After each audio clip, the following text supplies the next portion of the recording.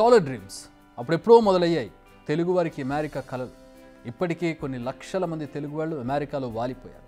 చాలామంది అక్కడి వారైపోయారు కూడా. బట్ ఇప్పటికీ డాలర్ డ్రీమ్స్ చూసేవారు ఉన్నారు. కానీ అక్కడికి వెళ్ళి కూడా ఇండియా పరువు తీసేవారిలో కూడా మన తెలుగువారే మొదటి వరుసలో ఉండడం చాలా బాధాకరం. రీసెంట్గా భారీ స్కామ్లో దొరికిపోయారన్న వార్తలు ఇంకా పూర్తిగా మర్చిపోకముందే ఇప్పుడు మరో కేసులో ఏకంగా 4 తెలుగువారు అడ్డంగా బుక్ అయి అమెరికా జైళ్లకు చేరారు. ఇందుకు ఈ 4 చేసిన తప్పేంటంటే పోలీసులు వారిని ఎందుకు అరెస్ట్ చేశారంటే చూద్దాం. అమెరికాకు వెళ్ళాలంటే ఏం చేయాలి? ముందు వీసా తీసుకోవాలి. అది చదువుకోవడానికా, విజిట్ చేయడానికి, ఇలా కారణాన్ని బట్టి వీసా తీసుకోవాల్సి ఉంటుంది. దానికి సంబంధించి టైం లైన్స్ ఉంటాయి. కానీ మనకు తెలివితేటలు కాస్త ఎక్కువ కదా.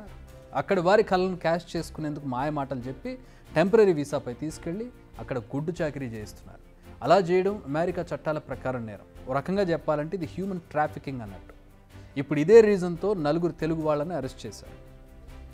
చందన్ దాసిరెడ్డి, ద్వారకా గుండా, సంతోష్ కట్కూరి, అనిల్ మాలే. ప్రస్తుతానికి పోలీసులు అరెస్ట్ చేసిన వారి పేర్లు ఇవి. ప్రస్తుతం అని ఎందుకన్నానంటే త్వరలో ఇంకా చాలామంది చెరసాలకు చేరడం ఖాయంగా కనిపిస్తోంది. ఇంకా ఈ లిస్ట్ పెద్దగా ఉందని అక్కడ పోలీసులు చెప్తున్నారు.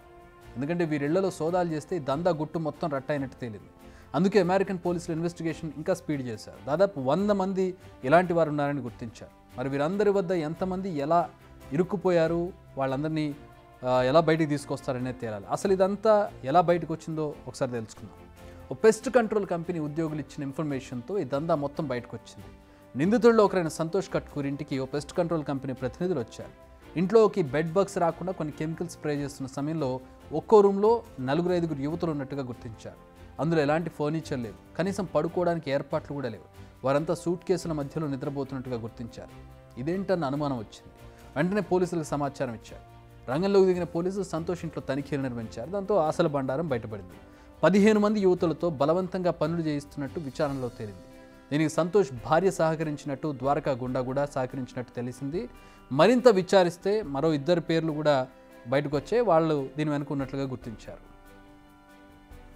నిందితులు షెల్ కంపెనీలు ఏర్పాటు చేసి యువకులతో బలవంతంగా పనులు చేయిస్తున్నారని తేలింది. సోదాల్లో ల్యాప్టాప్లు, ఫోన్లు, ప్రింటర్లు స్వాధీనం చేసుకున్నారు. ఇలాంటి పనులు ఇంకా ప్రిన్స్టన్, మెలిసా, మెకినే సిటీస్లో కూడా జరుగుతున్నాయని గుర్తించారు. ఇలాంటి వారు దాదాపు 100 మంది వరకు ఉన్నట్టు తేలింది. వారిపై కూడా హ్యూమన్ ట్రాఫికింగ్ కేసులు నమోదు చేసి అరెస్ట్ వారెంట్లు జారీ చేసే అవకాశం ఉంది. అమెరికాలో పనిచేయాలనుకునే వారిని కొన్ని ఏజెన్సీలు ట్రాప్ చేస్తున్నాయి. వారికి ఉద్యోగాలు ఇప్పిస్తామని అమెరికాకు పిలిపిస్తున్నాయి. ఇక అమెరికాకు వచ్చాక వారు ఆడిందే ఆట, పాడిందే పాట. తిరిగి వెనక్కి వచ్చే అవకాశం లేకపోవడంతో వారంతా అక్కడే నరకయాతన అనుభవిస్తున్నట్టుగా తెలుస్తోంది. సో అమెరికా కలలు గంటున్న ప్రతి ఒక్కరూ అక్కడ అడుగుపెట్టే ముందు అన్నీ లీగల్గా జరుగుతున్నాయా లేదా, అసలు మనం వెళ్ళేటటువంటి కంపెనీకి సంబంధించిన వివరాలు ఏంటి, ఈజీ వే ద్వారా వెళ్ళిపోతున్నాం అని అనుకోవద్దు. అక్కడికి వెళ్ళాక ఇలాంటి ఇబ్బందులు చాలా ఉంటాయి. దీంతోపాటు ఇమిగ్రేషన్ ఇబ్బందులు కూడా ఉంటాయి. ఇక అక్కడే సెటిల్ అయిన తెలుగువారు కాస్త బాధ్యతగా మెలగడం చాలా అవసరం. కాసుల కక్కుర్తితో అడ్డమైన పనులు చేస్తే మీరు అరెస్ట్ అవ్వడం అటుంచి దేశం పరువు పోతుంది. బిగ్ టీవీ అవుట్లుక్ కథనాలు నచ్చితే వెంటనే బిగ్ టీవీ ఛానల్ ను సబ్స్క్రైబ్ చేయండి.